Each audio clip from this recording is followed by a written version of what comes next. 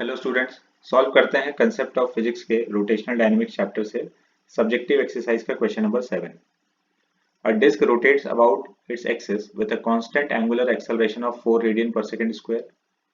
Find the radial and tangential acceleration of a particle at a distance of 1 centimeter from the axis at the end of first second after the disk starts. तो एक disc है, ये rotate कर रहा है with angular acceleration alpha. Alpha का value हम लोग को गिवन है 4 रेडियन पर सेकेंड स्क्वायर।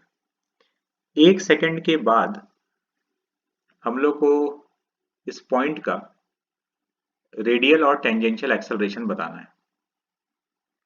ये पॉइंट सेंटर से 1 सेंटीमीटर की दूरी पर है, तो इसको हम लोग r ले लिए, r इक्वल टू 1 सेंटीमीटर।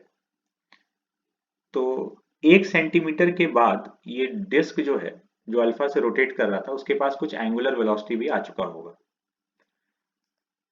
तो अब इस डिस्क का हर पॉइंट सर्कुलर मोशन कर रहा है, और सर्कुलर मोशन में किसी भी पॉइंट का टेंजेंशियल एक्सेलरेशन at वो अल्फा आर के बराबर होगा, और जो सेंट्रीपिटल एक्सेलरेशन है वो ओमेगा स्क्वायर आर। तो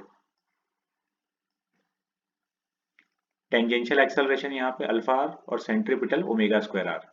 तो अल्फा तो हम लोग को गिवन है 4 रेडियन पर सेकेंड स्क्वायर। ओमेगा कैलकुलेट करना होगा, तो ओमेगा हम लोग फर्स्ट इक्वेशन एंगुलर फॉर्म में लिख के कैलकुलेट कर रहे हैं।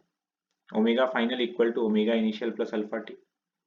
ओमेगा फाइनल कैलकुलेट करना है, ओमेगा इनिशियल 0, अल्फा 4 और टाइम 1 सेकेंड। तो 1 सेकेंड के बाद ओमेगा का वैल्यू है 4 रेडियन पर सेकेंड। तो अल्फा हम लोग को गिवन था, ओमेगा हम लोग निकाल लिए हैं। तो अब यहाँ से ये टेंजेंशियल और सेंट्रीपिटल एक्सेलरेशन का वैल्यूज यहाँ पे अल्फा और आर और ओमेगा का वैल्यू पुट कर देंगे, एटी और एसी मिल जाएगा। एसी जो है सेंट्रीपिटल एक्सेलरेशन, इसको सेंट्रीपिटल एक्सेलरेशन भी बोला जाता है, रेडियल एक्सेलरेशन भी कहा जाता है, और इसको नॉर्मल एक्सेलरेशन भी बोलते हैं।